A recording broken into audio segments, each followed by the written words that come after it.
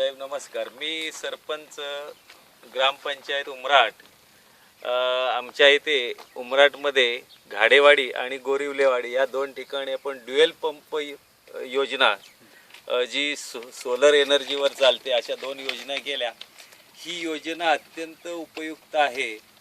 ह्या योजनेला कोणत्याही प्रकारचं मेंटेनन्स नाही किंवा लाईट बिल येत नाही आणि हे पंप पावसाळ्यात म्हणजे भरपूर पाऊस जरी असला 2-2, 3-3 दिवस जरी सूर्यदर्शन झालं नाही तरी हा पंप चालतो. ह्याचा आम्हाला अनुभव आलेला आहे. आणि आमचा इथला सगळा शेतकरी वर्ग आहे. महिलांना सकाळी लवकर पाणी मिळू शकतं नळ चालू असल्यामुळे आणि संध्याकाळी शेतातनं जरी उशिरा आल्या तरी उशिरासुद्धा पाणी मिळतं. त्यांची कोणत्याही प्रकारची धावपळ होत नाही किंवा त्यांना कुठली अडचण येत नाही. जरी उशिरा आल्या आणि प्रत्येक ठिकाणी आपण स्टँड पोस्ट दिलेले आहेत. घराच्या जवळ 4-4 घरं 5-5 घरं मिळून जेव्हा आपण दिलेले आहेत तर त्या नळावर गर्दी पण नसते. एक जण एकेका कुटुंबातली लोक आपल्या सवडीनुसार पाणी भरून घेतात. त्यामुळे अत्यंत ही उपयुक्त अशी शासनाची योजना आहे. सरपंच त्या विंधन विहिरीला पावसाच्या पाण्याचं पुनर्भरण केलंय का? ह्याला करायचंय. करायचं राहिले का निलेश? काय कशावर करणार आहात तुम्ही? आपण त्या घराच्या छतावर करणार आहेत. बाजूला सिमेंट पत्रे आहेत. बरं, या पावसाळ्याच्या आत होऊन जाईल? होईल. सांगा बरं तुम्ही बोलली जरा माहिती.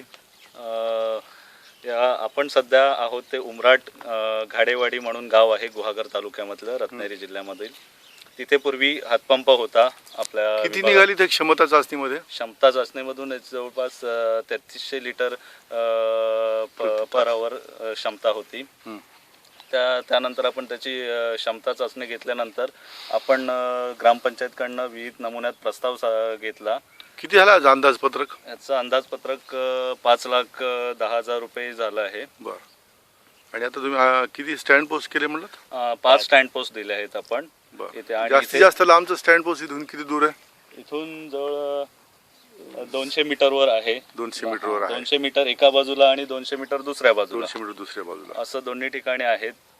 ह्या गावाला दुसरी काही सोय होती का पाण्याची? नाही, पूर्वी फक्त हातपंपावरच अवलंबून गाव होतं आणि हातपंपावर खूप मोठी रांग लागायची. पूर्वी आम्ही ज्यावेळी पाहिलं इथे येऊन ग्रामस्थांची महिलांची फार मोठी रांग लागलेली असायची पाण्यासाठी आणि त्यांचा वेळ वाया जायचा. त्यामुळे पाणी कोण सोडतं? वाल वगैरे बंद करतो म्हणलं तुम्ही?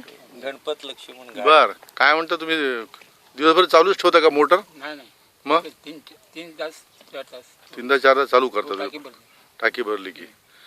बरं बरं बरं, ठीक आहे. टाक्या आपोआप म्हणजे काही तुम्ही स्विच दिले नाही का? अजून लावलेलं नाहीये. सध्या मॅन्युअली ऑपरेट करता आहे ते. आता ते प्रोव्हिजन करून घ्यायचे आहे. हा कट्टा वगैरे ह्याच्यात बांधला का आधीचाच आहे असा? आधीचा कट्टा आहे. थँक्यू.